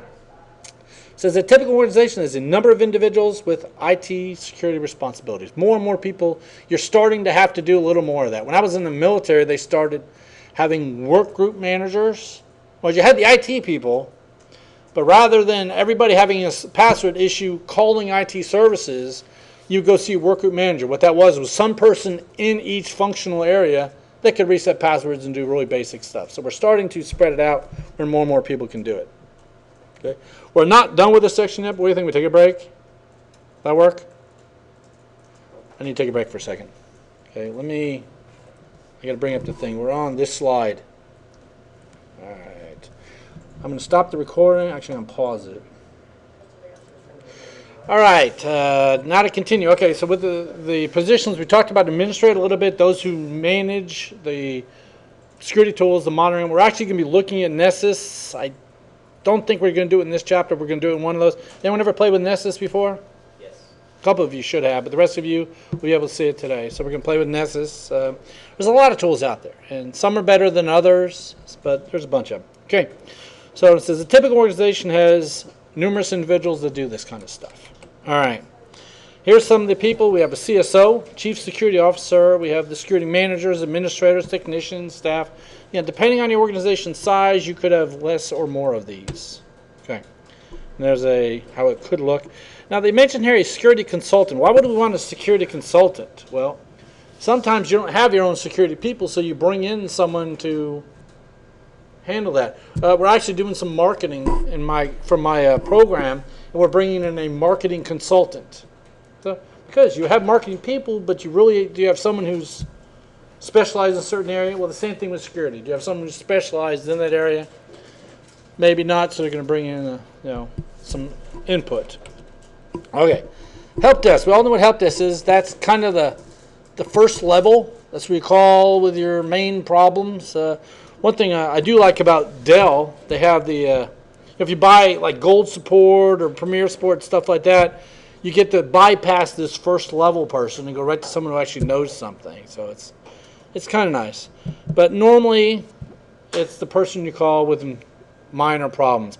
My issue with this is I work with computers all the time. So normally the stuff they're going to have me do, I've already tried. I've already done it. I've already rebooted. I've already done all that. But the biggest thing now is they always say, well, did you clear your cookies? Well, it's driving me crazy. It's like, there's a problem with your website. Fix it. Did you try clearing your cookies? Well, that's not it. So, all right. It says, when a user calls the help desk with a complaint, user's problem may turn out to be related to a bigger problem. Sometimes they are. Most time not, but they could be. It could be related to something else. Okay. It says, because they perform a specialized role, they need to have specialized training. But the problem is usually it's in such a broad area, they're not really experts in anything. Okay? All right. The Security Education Training and Awareness Program. Okay? They're out there to help people understand more about this. We have, I forget what they call it at our school. Basically, we have a lecture series that's go on for the entire year. It's like one lecture a month. They want me to lecture on one of them about security. So great. So, okay. But this involves education, training, awareness. I think awareness is a cool area. There's actually awards out there for security posters at the high school level and all that kind of stuff. So I actually had some students make up some security posters, put on our bulletin board at our school. So, okay. So what does all this do for us? Well, we get improving behavior. Maybe people realize they don't need to click on everything. Just because it says you must click here, they realize they don't, which means now we have less viruses, productivity goes up. Okay. Now the last one there, enables an organization to hold employees accountable. I don't know. Now, I cannot see an organization firing you because you got a virus on your machine. But I guess it could happen, but I guess accountable as in you knew you weren't supposed to do something, you did it anyway. But all right. Okay. All right, purpose is build in-depth knowledge, design, implement, and operate security programs for organizations. Okay. Skills and knowledge for computer users to perform. That's one thing we really don't offer at our school. We have a lot of training for the everyday user, but it's always in things like Word, Excel, PowerPoint. It's not in what's a secure password, that kind of stuff. So, all right. Okay. Let's move on. Okay. Security education says employees within may be encouraged to seek a formal education. Most places pay for schooling, which is nice. Like I know Dell reimburses you for schooling, Tinker reimburses you for schooling. As long as it's somehow related to your job, they'll reimburse you up to a certain dollar value. So it's kind of cool. Okay. Says if not prepared by their background or experience, which is kind of nice. Okay. Says the number have higher learning, including colleges, universities, obviously, because we do that here. So, all right. All right, the knowledge map can basically help people determine where they want to go. I get so many people who come and see me and says, I want to make a lot of money. What field should I get into? I mean, that's what they look at. So do you think they'd be a good candidate for security? Not normally. But I get so many people. Like I have a grant that pays for everything. I get people come in my grant just because it's free money. It's free school. They don't care. They just want the free money. And it sucks. But I had a student who came into our program who was a cosmetologist. She literally did hair and nails. So how do you think she did? Actually, she did great. She graduated. So what I'm finding, we also do the Cyber Patriot. Do you guys do Cyber Patriot up here? You know what that is? Well, it's a nationwide competition from the Air Force Association amongst high school students. Basically, you prepare, you go to some training, and then you can go to competitions. You guys got the finals, didn't you, 2 years ago? Okay. Yeah, they actually, a bunch of his students came to some of our training, got the finals. What we found was one of the schools who did really good, not that your school didn't do good, but one of the schools that did really good the same year he got the finals, was a school who had no training whatsoever. So the school, all they did with computers is they taught Microsoft Word. So what level of knowledge did they have? They had none. So it was kind of easy to teach them because everything I said, they absorbed and they learned. Where you get other people come in, like I actually had an issue this last year where some people knew everything already. Oh, I already know all this. Well, sometimes that's an issue because you already know everything. You might not know everything. You might think you know everything. So that can be an issue as well. Okay. But accessing their level or accessing the program, okay. But sometimes a map of where they, how are they going to complete it? When I have students come in and say, I want to make a lot of money, I says, yeah, you can make money in this field, but do you really want to do this? But I'd say I get about maybe about a 10%, maybe a little bit less, close to 10% rate of people in my program that don't need to be in my program.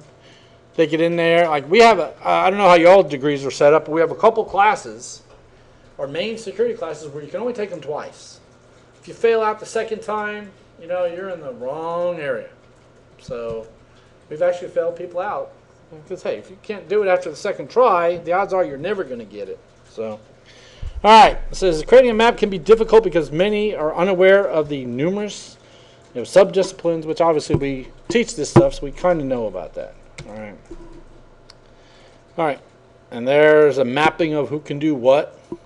It used to be you were network administrator. That was really it.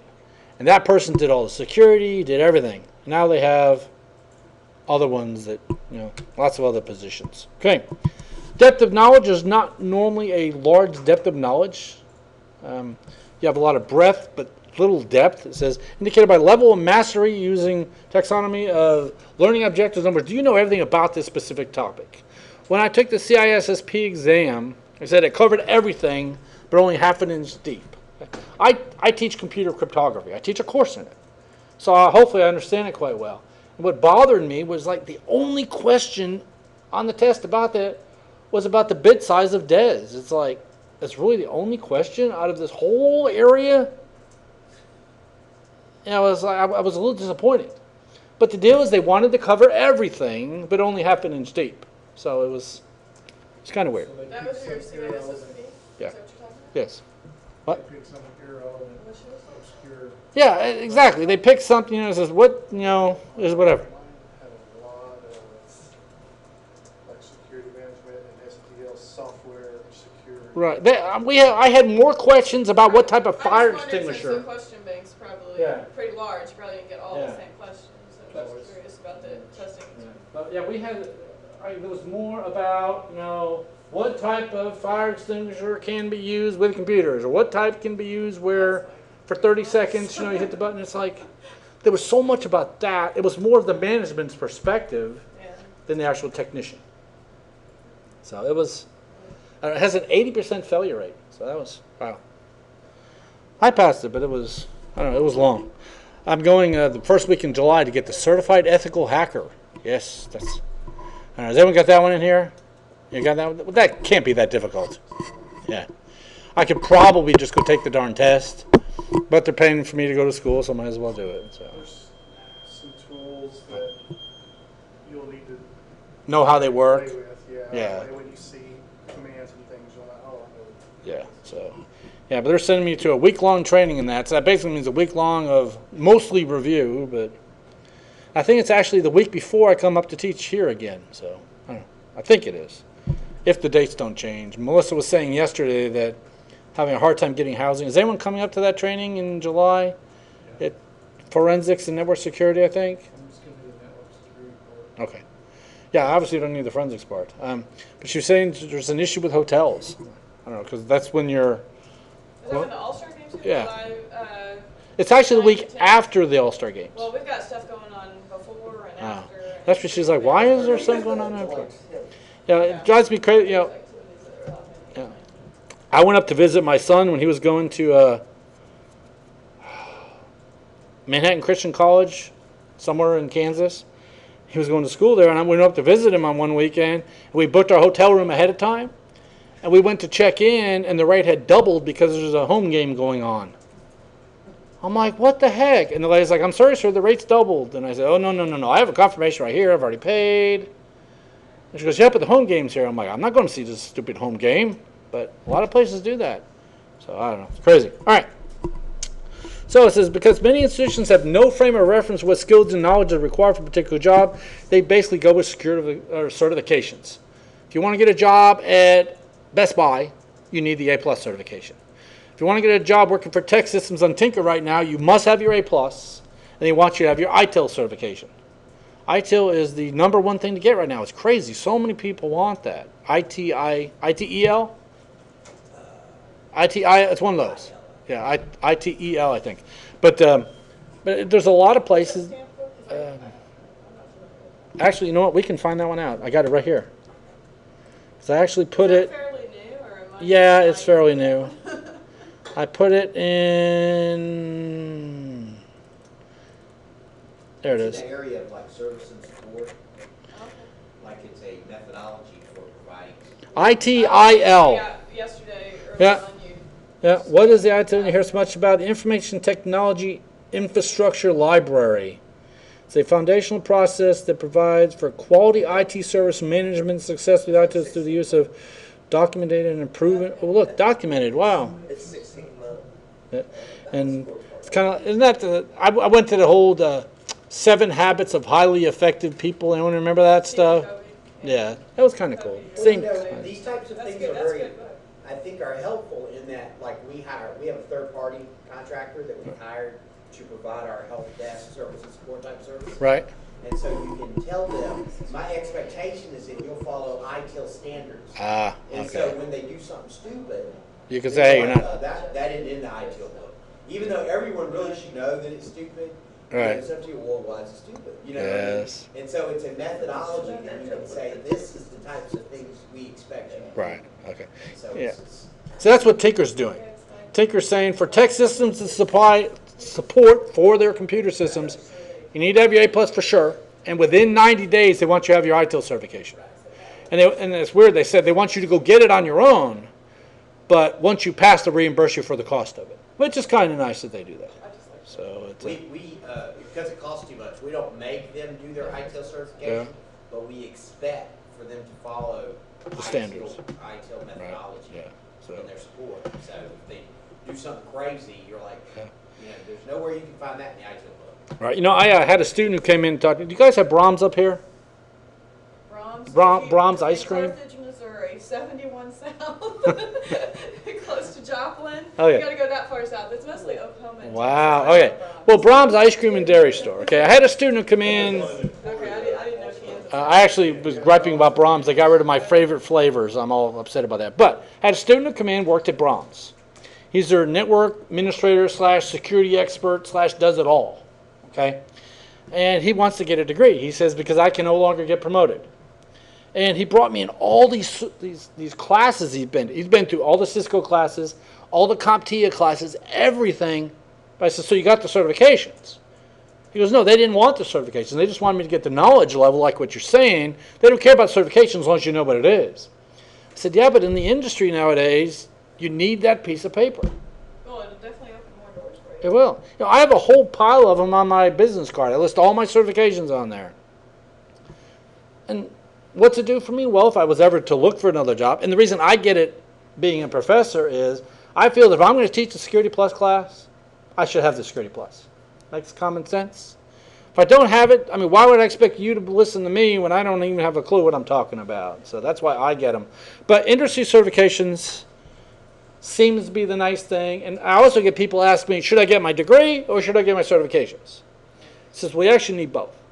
But I said a degree is a degree today, and it'll be a degree tomorrow, it'll be a degree 10 years from now.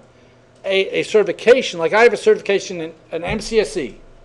Y'all know what that is, Microsoft Certified Systems Engineer, in NT4. Obviously a lot of use for that today. I just haven't updated it. But my point is I have an MCSE, but it's outdated. So if I was to go get a job, say I was going to work for one of your companies as a network administrator, you'd look at my MCSE and say, what version? I see NT4, they're like, sorry. So the point is I had it, but it's outdated, where a degree is a degree today, tomorrow, and next month, and next year. I'm a So Novell certified engineer. I am too. I have a CNA. Right.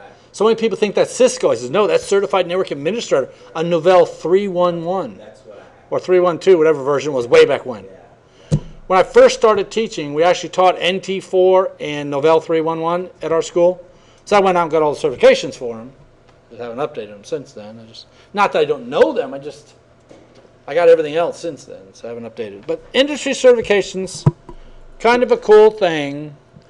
I just wish they were cheaper. It would be nice if they were.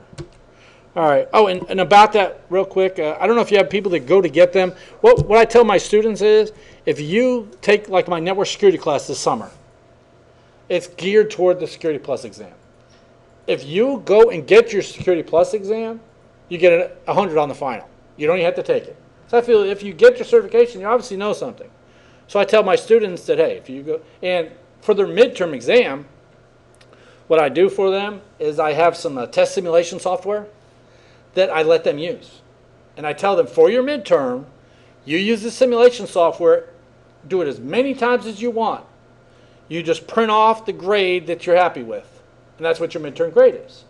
So if you want to sit there and go through it 100 times to get 100 on it, you get 100 on the midterm. And then I tell them the finals is not going to be the same thing, but if you were now to take that knowledge you just got from the certification software and get your Security Plus, you don't even have to take the final. So I get normally, I'd say over 50% of my class ends up getting the certification during that, which is kind of cool. There's another college out there called Western Governors University. Anyone ever heard of it? WGU. Kind of a cool school. It was made by 16 governors in the western states. It's fully accredited and everything. Want to come up with a school. And the way the school works is, like for your bachelor's degree there, they give you a list of certifications. I mean, you sign up for the classes. And like say you sign up for whatever the name is, the outcome of that class is Network Plus certification.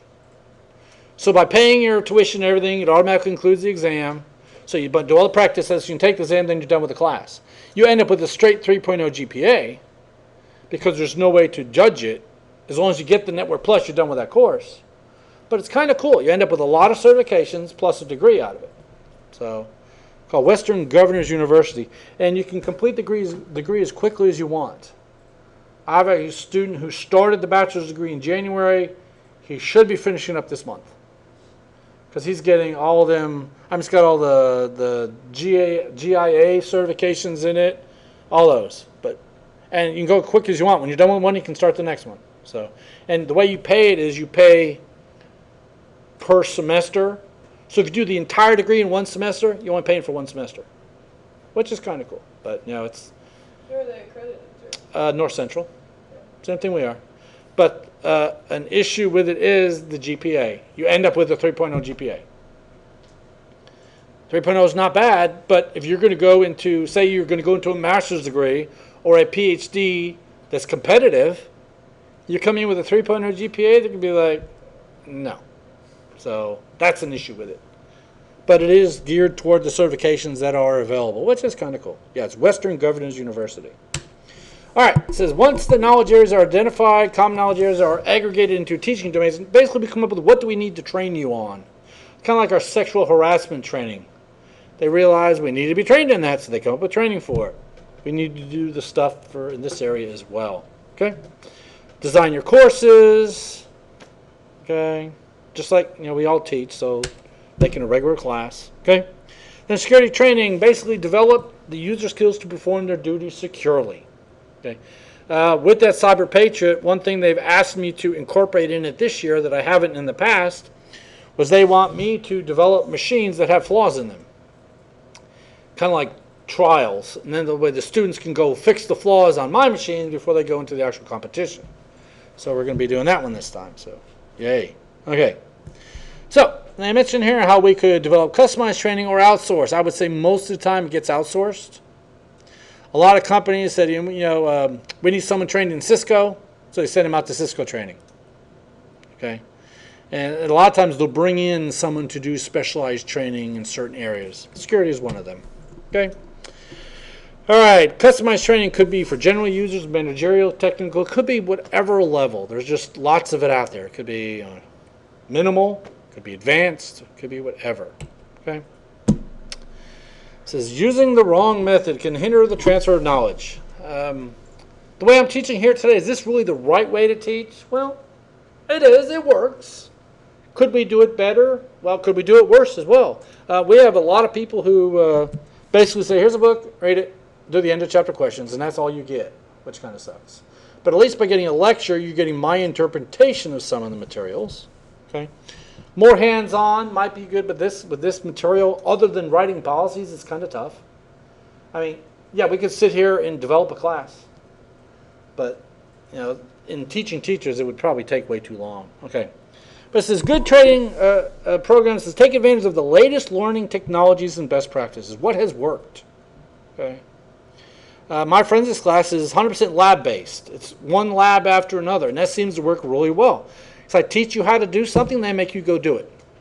And it really drives some people crazy because some of my projects are quite tough. My steganography project this last semester, I gave them about 4,000 files, and one of them had something in it. And it drives them crazy, but they understand how to do it by the time they're done.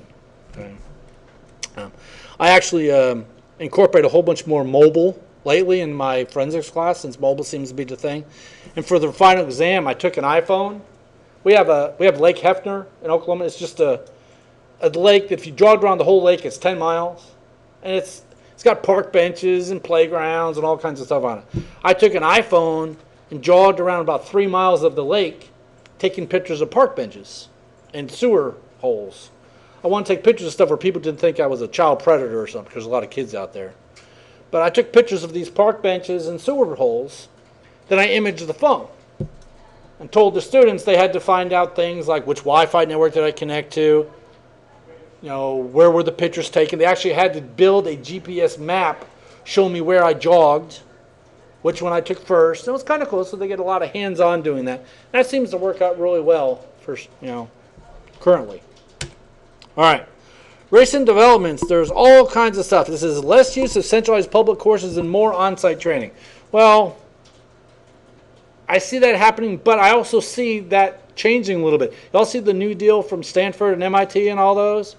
Offering all their courses free of charge online? Yeah, that's pretty cool. Yeah, so that's more of a public course. So I wonder how many people are actually using it, though. Yeah, I watch them. I think especially ones that are relevant to what I teach. They're awesome. They're like awesome teachers. Yeah. The problem is, though, I've actually gone through a couple of them, but sometimes they start off up here. Yeah. And you're like, what the hell? But yeah, it's really good. So I understand where they're saying here. There's a lot of site-specific or on-site training, but again, it's changing again. We're getting more of that whole public courses as well. Okay. Training is offered for one or fewer individuals. Rather than wait until you got 20 people that need to be trained, sometimes now they're training one at a time. But normally, if you just need one or something, they send them out for training. Anyone ever heard of Remedy? It's a help desk software. They actually sent me to training in California on how to use a Remedy. It was all kinds of different stuff like that. Okay. All right. Other practices: increased use of short task-oriented modules. How do you do this?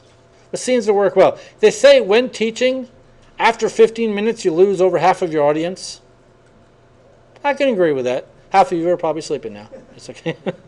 But in the student, that's the way it works. So I try to, I actually, in my classes, a lot of times I'll put errors in my lectures, something that's blatantly wrong. And I do that to see if they catch it. And I always tell them, like in my computer security class, I tell them there's something blatantly wrong in this presentation. If you can tell me what it is, you get bonus points on the test. But I never make it something that's wrong that's going to be on the test. So, I mean, like the last time I told them the index of coincidence for German was wrong. I gave them the wrong value for that. But I didn't test them on that. I'm not going to put, what is the index of coincidence for German on the test where they had to get the right value. But that seems to, doing stuff like that seems to, I don't know, get their attention. A lot of my slides across the top, I'll have, you got the title, then sometimes you have a bar underneath the title. Well, my bar is binary. It's just random ones and zeros. But on one of the slides, I actually changed it to say something. Someone actually caught it. I was like, no way, how did you catch that? Because it looked exactly the same as just yellow letters. Another time I was asking my students, do you all watch these recordings I make? Because I make them for all my classes, but it takes time. Said an hour recording takes an hour and a half sometimes to render and then publish. And it's not that it takes time, it takes my computer. So I'm sitting there in my office rendering this video that's going to take an hour and a half, and while that's rendering, what do you think my computer, how quick is it? It is like a dog, because it's rendering the video. But I asked them, do y'all watch these videos? Oh yeah, we watch them all the time, So on one of the videos, I put a big arrow on the screen that said, email Ken with this subject line to receive bonus points on the test. So next day I came into class, I said, y'all watch the videos? Oh yeah, we watched them. So I brought out the video. I'm like, oh crap, we didn't see that. I'm like, yeah, y'all watched them all right. Because when you render the software, you can actually tell it. At this position, put this on the screen and all that stuff. But I just try to do stuff like that because it makes them think, makes them get more involved, makes them listen, ask questions. And You know, and the coins that they earn in the Air Force? yes. One of my students came back, you know, he went to the Air Force and he brought his coin, and around it's all zeros and ones. Okay. And it says, bite me, B-Y-T-E. Nice. Nice. That's cool. A lot of, actually, I don't have I it. wonder when the coin got approved, If no one even read it. higher-ups knew that No, the no. zeros and ones Right. said something. Is he part of a cyber team, red team, or? You know, I don't know. I know he ended up doing a lot of Cisco stuff. There was a lot of things that he went through, he'd already been through in the academy. Is he Leavenworth up here? I don't know where he's at now. He wasn't then. My business partner, did something like that on their coin. I don't know Oh, really? exactly what it was, but I'll have to ask him about that. Yeah, he had been in Afghanistan. I just thought that was fun. All right, on my door right now, I always put my office hours on my door. I don't know if you guys have to do that. We have to post our office hours. You put it in binder. Yeah, actually, it's in hex this year. Hex. It says summer 3734. And what I'll normally do is the times, I'll put one in binary, one in hex, one in octal. Sometimes I'll do a math formula with modulus. I says, I'm going home at such and such modulus, such and such. And they're like, when are you going home? I said, figure it out. But it makes them think. And I like all those binary clocks, like it think geeked up. I actually have a watch that's binary. I do. I have a binary watch. I think it's kind of cool because those that are into this, they think of it like a game, which is good. Which it is. The computer field is a game. But then you got others who, now when I turn my office hours into my secretary, it's all been converted to decimal. Because there ain't no way she's going to figure out what summer 3734 is. Right. But for my door, it has it that way, and it's just fun. So, all right. So I think, just stuff like that normally helps. All right. All right. The delivery method is not always based on the best outcome. Sometimes based on budget. For a while there, the military did CBTs. I don't know if they still do. But if you're in the military, you could basically download 1 million CBTs of whatever. Does anyone know if they still do that? I don't know if they do. I don't know if anyone does it anymore. It was just But you go decent, like a whole box full of training. okay. So all our DVDs. Uh-huh. Okay, so they probably Yeah. still do it then. It works good for some people, but not others. We have some schools. It's not a Votex center. It's one of those places you can go pay money to get A+ certified. Oh, Freedom Learning Center. That's what it was. Freedom Learning Center. You paid money, and all it was a DVD-based system with a guy sitting up in the front of the room to answer your questions. You sat there, went through the DVD, next, asked questions if you had them. That was it. I don't really consider that learning, but I don't know. Huh. What? Freedom. Oh, yeah, it's freedom, but it wasn't free, that's for sure. All right. Types of methods. We could have one-to-one training.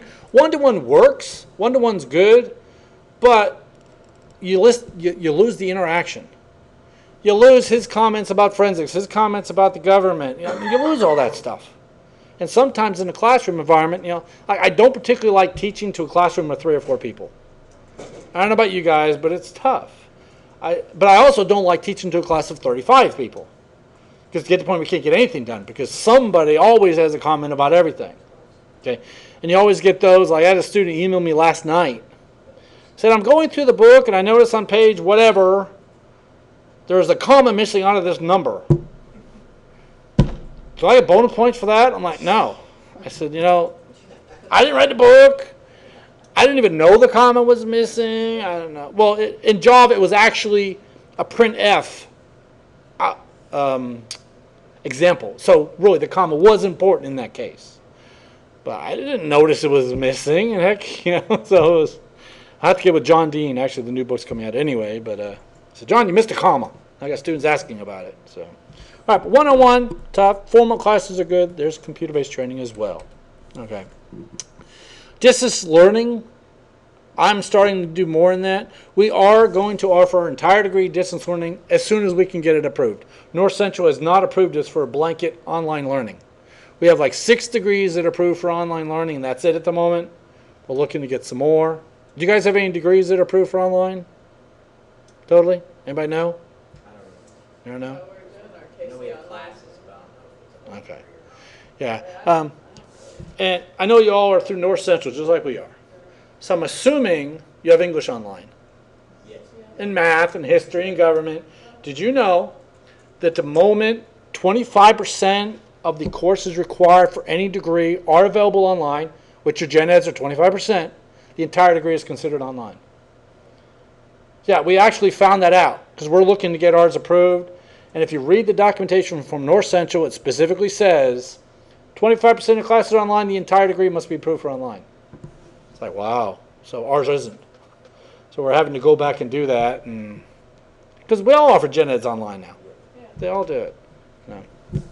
So how's that working for everybody doing gen eds online?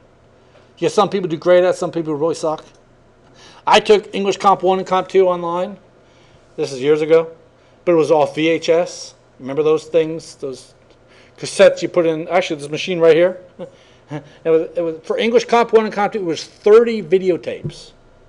Bunch of papers and some tests. So what I do each day, I was in Germany, I would get off work, run by the Ed Center, pick up a video cassette, go home and watch it, do the work. On the way back to work, I drop out the video cassette, pick up the next one. I finished the course in a month. But English online was not my favorite. And the way they did it was, it was a show. Like it was kind of like a reality series. It was an advertising firm. And it was about them. And it's like, one day the cleaner will be coming in there vacuuming. And they're like, hey, John, you look down today. What's going on? Well, this job sucks. I need to find a better job, but I don't know how to write a resume. Well, John, we can help you write that resume. So that's what it, that's how it was. And it was very corny. But, I passed the course, so we're done I'm good. not sure how you take you like math online. Well, we use Math Lab. Math Lab, it's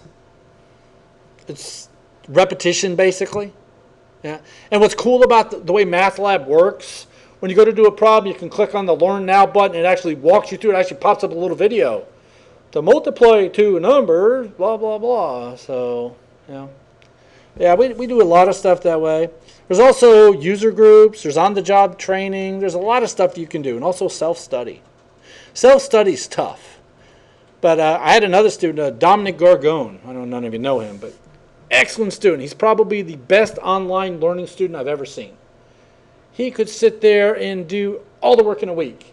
He works at the FAA, and they basically pay him for certifications. Every time he gets one, he gets a bonus. He has them all. All I know is every certification I've ever heard of, I think he's gotten because they pay for it all.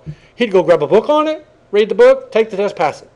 I'm like, dude, he's kind of crazy. He's real good at self-study. But then you got a lot of other students, like the girl who actually works in our office, an hourly employee right now, who takes online class. She took an online history class. 8-week course. Waited till like week 7 to do all the work. Then it was like nonstop, 24 hours a day for that last week to get it all done. And so I don't think self-study is good for those kind of people. All right, training methods. We could have local training. We could have continuing ed department. Y'all have a continuing ed department here? Yep. You probably do. We do as well. We got a lot of people coming to it. I think one of the big things right now we have is green healthcare. That's what it's called. I really haven't looked into it, but it's called green healthcare. I don't know what they're doing over there, but okay. External training agencies. I'm going to Global Knowledge. It's in Dallas. That's the training I'm going to. So I'm going to there soon. You can also hire a professional trainer. Hire someone like me to come in and talk a bunch. Okay. Conduct on-site training, which works. We've done on-site training before, like we had someone come in and do our FTK training that way. We actually had a bunch of CSEC members come down for it. It works, but there's a drawback of on-site training. And prime example is second row. Is it Ben? Right. Brett. Okay. Prime example is Brett. He works here. Brian. Brian. Yeah, yeah. Brian. Someone's Brett though. Oh, Brett. Okay, Brian. Okay, Brian works I've here. been called worse. Okay. So Brian works here on campus, attending a class on campus. So if they need him right now, what can they do? They can call him. They can, hey, come over and help this. So it sucks. Whereas, like last year, they sent me away to NCASE training in Houston. So I was living in a hotel. I was focused just on the training. So that's why on site, it's tough because people can get pulled away. You know, they're like, oh yeah, we know there's training going on, but we really need to talk to him. So they come up and get you, and you could leave for an hour or two. Like Melissa, she had to go to some meeting today or something. Is she really missing out? Well, she probably doesn't teach this anyway. But just the fact that if this was right, if this was external though, what if we, you know, say we all flew to San Diego, then we'd probably skip class and go to the beach. But assuming we didn't skip class and go to the beach, we would actually be in a room. We couldn't get called away, so it'd be a lot better. So, I always think we should do training on a cruise ship. First of all, food's included that way, and cell phones ain't gonna work, so no one's gonna call you. Can't leave the boat. Can't run away. You're kind of stuck. But now I do a whole bunch of cruises, and Dr. Shnoy always says we need to do training on a cruise ship one of these days, or have our retreat on a cruise ship. So, I don't know. It'll be fun. Okay. So, training in-house using organization's own employees. You can do that where you train one person, then they train the rest. Kind of like you guys are doing now. That actually happens quite a bit. Okay. To implement it, first of all, come up with the scope, the goals, and objectives. Identify who's going to do the training, the target audience. Now, is everybody a good trainer? No. We had a person with a master's degree who used to work at the network shop at Tinker. I used to work with her, and that's why I recommended her to teach at Rose State. Really super sharp at networking. You know, nothing against women, but normally guys are sharper in this area. It's just the way it is. IT is normally males. But she was awesome in this area. So we hired her to teach. Week 3, she quit. She said, I can't do it. Because I cannot talk to people in front of people and explain stuff. Yet, all day long, she could go out and solve problems in a second. So, it's tough. Not everybody can do training. Okay. I remember when I first started teaching, I'm assuming you all first started teaching at one point, you had to. I was nervous as heck. I was sweating bullets, and I was like, oh my God, please don't ask any questions. I didn't, you know, it was tough. But the training staff, the audience, who are they going to talk to, the management and employees, motivate. Why do you need to come to training? So my school is now offering free iPads if you come to training. It's a new way of doing it. I don't know if it's going to work out or not. Then administer, maintain, and evaluate it. Okay. Evaluation's a big deal. At the end of this class, you guys are going to evaluate me. I don't know what's on the current evaluation questions. It's probably not too much about me, but yeah, say whatever you want. I don't care. But evaluation is also a big deal. Okay. Now, security awareness. Okay. It's basically to get the word out. Okay. We see all kinds of flyers on all the walls about whatever. I remember when I worked in the software development flight at Tinker, they had a picture of a dog house for a Chihuahua. And yet the dog was a Great Dane. Basically, the point of the poster was requirements, definitions important. Don't just say you want a dog house, you want to get a dog house that's the right size. Okay? But the same for security. You know, I had students create little posters in my building about pop-ups, about passwords, just little stupid stuff. Is anyone going to read it? Maybe, maybe not. But if one person reads it and learns from it, I think it was a success. So, all right. Remind users of procedures to follow. Okay. I have access to our system where I can enter grades, but I can also change majors. Problem is I only do it once a semester, so I keep forgetting how to do it. So I have to keep going back and figuring out the procedures to do it. Well, security is the same way. How do you clear cookies, or how do you clear your history, or how do you change your password? So many people don't have a clue how to change their password. They only change it when prompted. So I'm like, you can change your password anytime you want. You don't have to wait for the, X number of days. You're like, you can? How do you do that? So just little stuff like that can help people. Okay. Best practice is focus on the people. Okay, refrain from using technical jargon. That's the whole reading level. How technical should it be? You know, at the 7th grade, well, I think we said 4.9, fourth grade, 4.9 is the optimum one. Okay. Use every available venue. Get it out any way you can. Okay. Design what you want to do. Someone talked about doing quality matters. So I'm assuming you all do quality matters here. We do that at our school now. Is it mandatory yet for you guys? Yeah, I think. Okay. For our online classes, it's not mandatory yet. But like for my degree to go fully online, I'm going to get it all quality matters certified, just so it'll be a better selling point for it. But so I don't know. It's kind of cool. Okay, so learning objectives, state them clearly, provide detail and coverage, cover everything. Keep things light. Don't go into too much detail. Make them short. So these 6 days, 8 hours a day training, is that the best way of doing it? No. But it works, and it's all we really have. And that second to last bullet, don't overload the users. Well, that's why yesterday about 3 o'clock I was about overloaded myself. So, okay. Help them understand their role in information security so they know why you're doing this. Everybody is important. Y'all lock your machines when you walk away from them? Yeah. We're supposed to as well, but most people don't. I always lock mine. But we have a deal, or kind of a game in my office, because I have a couple students who work for me in my office. If anybody walks away from a machine that's not locked, man, instantly you got a new background, you got your icons hidden, you got different programs, you got whatever installed on your machine. Email to the president. Exactly.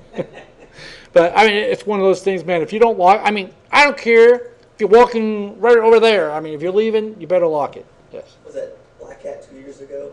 And the guys had made a USB drive Okay. that would move the mouse key 1 pixel every 5 minutes. Oh, And then they would sneak in and stick it on people's so it wouldn't machine. lock, your screensaver wouldn't lock. Yeah, your screensaver would never lock. Nice, nice. Speaking of Blackout, but it was at DEF CON, I think, last year. There's a video, if you get a chance to watch it, search for DEF CON, whatever last year was, 11, I think. And it was, don't F with a hacker, that F word. But what it did was, someone stole his MacBook. And the guy was pissed. So he basically, and on his MacBook, he had software that would like notify his location. So he ended up finding the laptop online and then started screwing with this guy. I mean, he was posting information. I mean, he was capturing all the screenshots of what the guy was doing. He was really screwing with him. So it's a really funny lecture about don't screw with a hacker, basically. Okay, it's really funny, but yeah, kind of the same thing. Okay, take advantage of in-house communications media. A lot of people think that's just email. Our school does that. They send out stuff, don't click on whatever, but I don't know how many people actually read it. Okay, it says make them formal, plan and document all actions. That's actually important, especially when you're going for things like your CIT2523 certification. You have to prove that you do training. You have to literally tell them, yes, we offer classes X number of days a year, all this stuff. Okay, so provide good information earlier rather than later. Okay. So give them something, then make it better. Okay. 10 Commandments. It says information security is people rather than technical issue. It is. People can screw up more than anything. If you want to be understood, speak their language. Okay. If they cannot see it, they will not learn it. In other words, make them do it. I mentioned yesterday how in all my classes now I usually have them install Server 2008. Have we all done that in here before? So we're all proficient at that. So I might have my guy do that for us to save us some time. But I find that people don't know how to do it. Because I required it in one of my classes, one of my upper classes. They're like, I've never done that. I'm like, what do you mean you've never done that? So, make them do stuff. Make them do repetitive stuff. Okay. All right. It says make your point, you can identify it and they can learn it. Okay. Never lose your sense of humor. Again, I teach online for Park University. And I think it's more of a formal way, being professional. But what I'm doing now is I start to put jargon in there like LOL or make jokes in my posting. it's amazing what that brings to the classroom. Students are like, oh my God, you're a real person. I literally had a student says, I am so glad you did that. It makes you sound like a real person now than an instructor. You know what? If it makes them learn, if it makes them interact, if it makes them listen, why not do it? So, and another thing I do for my students, I don't do it with all things, but when they submit assignments now, I'll grade them. But I try not to give out the grade. Excellent, good job. I actually make audio recordings. There's a program called Audacity, Audacity. It's free. You can download it. I make audio recordings for the students. I normally do it if there's problems, especially with Java. If there's a problem with your program, I'll start Audacity. It says, okay, on line 12, you got this. It should be this. On line 14, you got this. It should be this. So I actually leave them audio feedback, and I supply it to the students. And what the students' comments are, wow, it's like having a personal conference with the instructor after every assignment. So something to think about. Yes. Does that interface with Blackboard, or do you just attach it? I attach it. It does Blackboard and WebCT, they all have interfaces for that. But like we use D2L, seems to be kind of buggy. So I actually save it as a WMA file. You can do any format. But then when I go to grade their assignment, you can always attach a file. I put a comment, please listen to my audio recording, and I attach the file. And they're small, a couple hundred K, but it gets the students involved. I used to give one for every single assignment, even if it was great. But I got tired of saying, great job, excellent job, nothing wrong with it. But I usually tried, and I want them to know that I'm actually grading their work. Because so many people who, they don't grade anything. You basically get 100. When I took English Comp 1 and Comp 2 online, like I told you, I had to write a lot of papers. I got 85 on all of them. Every paper, including my final paper, which was worth 200 points. I got an 85. So I contacted him and said, whoa, an 85? What did I do wrong? I'm like, oh, sorry, 185. Literally, he just gave 85 for everything. And I don't agree with that kind of teaching where you just give out a grade. Basically, it was graded on completion. Did you submit a paper? 85. Kind of sucked, but a lot of people grade that way. Yes. This last semester was the first time teaching here, and so I probably grade pretty high as long as you put in a good effort. I Right. usually give a pretty good grade, but I don't give everybody like 100. Right. Usually I find something wrong with Right. the project, and, Right. and you may still get an A or whatever. Right. But many of the students were like, what do you mean I didn't get an A? You got a 98. Yeah, I've had those. Yeah, I mean, it was just like, you could have done better in this or whatever. Rarely do I give 100, but that feedback.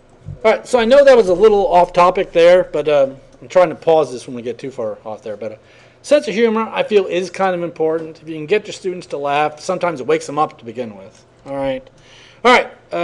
Make your point, support it, and conclude it. I'm not real big, I don't know if you've noticed, on introductions and conclusions. I know that's an important part of teaching. You're supposed to tell them what you're going to teach them, then tell them what you taught them. I'm sorry, I'm not big on that area.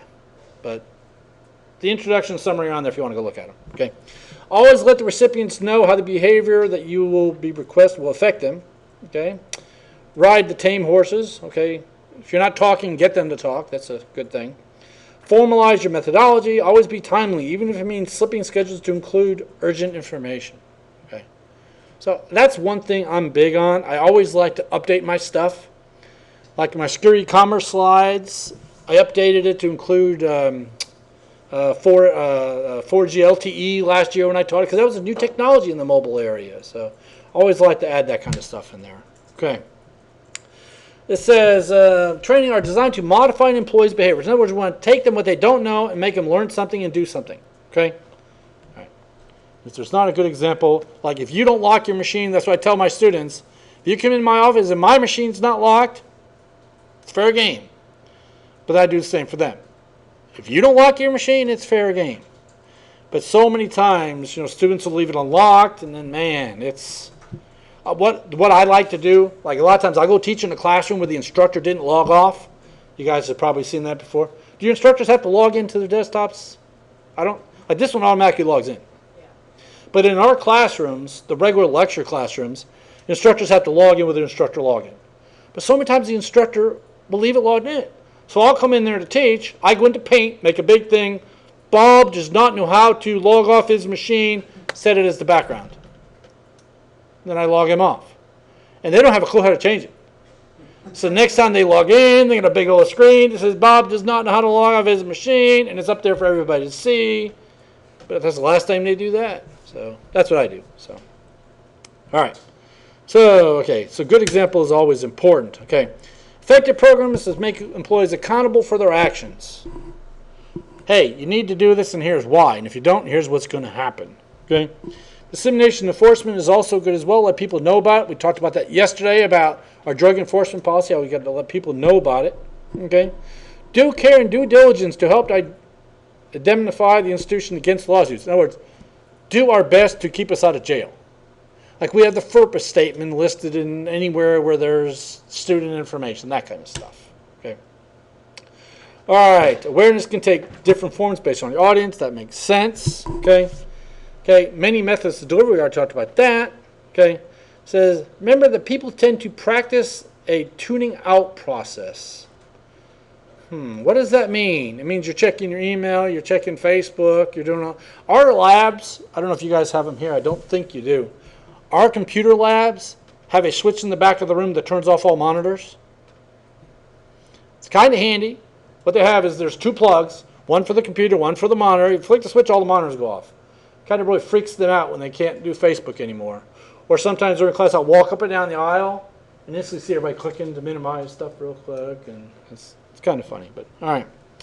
So it says, techniques must be changed frequently and creative so people don't get bored with it. And if they see the same thing over and over and over, they get bored with it. Okay. All right. It says many are free or no cost. Some are very expensive. We talked about that a little bit already. Okay. Could be videos, posters, lectures. We're making brochures. I did not realize, but to have a brochure developed, designed, printed, and everything for 2,000 copies is $750. It's not that expensive. I think it's 2,000 copies. So we're having brochures made. Lectures and conferences are good as well. Okay. Also, computer-based training is good. So there's a bunch of different things. Newsletters. Newsletters are good, but they kind of like we have a cybersecurity newsletter. It's supposed to go out monthly. I think it goes out once a semester because no one gets around to doing it. It's all run by the students. That's why it doesn't get around to be doing it. Brochures, we talked about that. Trinkets, coffee cups, pens, pencils, we already talked about that, but that's another good thing to do. Bulletin boards, I noticed your bulletin boards got big old signs, do not add or remove anything from this bulletin board. Actually was reading a job posting over here this morning. You got someone, they need someone for the city of, is this Independence? Yeah. Okay. City of Independence, looking for someone who's good with AutoCAD. Pays like $30 an hour. And the job requirements basically says you will be exposed to excessive amount of time working with a CRT environment. In other words, computer monitor. But we still have CRTs? I guess so.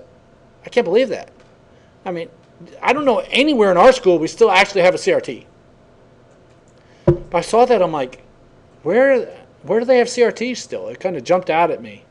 But it did say that 95% of the time you'll be sedentary sitting at your desk. I'm like, wow, it means you're going to get fat. Okay. All right. The bulletin boards are good as well. Newsletters, cost-effective way, but again, very few people read them. A lot of places are going to online delivery and newsletters only to make them cheaper. Okay. Okay. They include threats, could include all kinds of things. All right. The newsletters keep information up to date, basically. Okay. Can include key policies, practices, all that. Here's an example of one. Yay. Okay. All right. Posters. Come up with some posters. There's actually posters you can buy. I mean, there was posters made by high school students. There's all kinds of different stuff. It's also professional posters. It's kind of like I got a Dilbert calendar. Same kind of thing. You can get those for security. Okay. All right. And here's some example of posters. I've actually seen some of these. So I think we have one. Think before you click, that kind of stuff. Okay. Trinket programs. Those are cool, but a lot of times they just get thrown away. It could be pens, pencils, whatever. USB drives with viruses on them. Okay. Okay, here we go. Think safety. Okay. Security, the only thing missing is you. Yay. Okay. So a lot of different stuff we can do. Web pages, you can have web pages about security awareness. Okay. We don't have one, but you could have one. Okay. Tips to, make your security better, all that kind of stuff. Okay. All right, let's see. Keep loading time to a minimum. This is all basic stuff about web pages. Spend time promoting it so people see it. Okay. Have a guest speaker come in. We're actually having a guest speaker come in August. We don't know who it's going to be yet. We have marketing money, so we're going to have a guest speaker come in and talk about issues in cybersecurity in the Oklahoma City area. So, okay. So we're going to have that soon. Okay. All right, that's the end of this chapter. Yay! Let me stop the recording.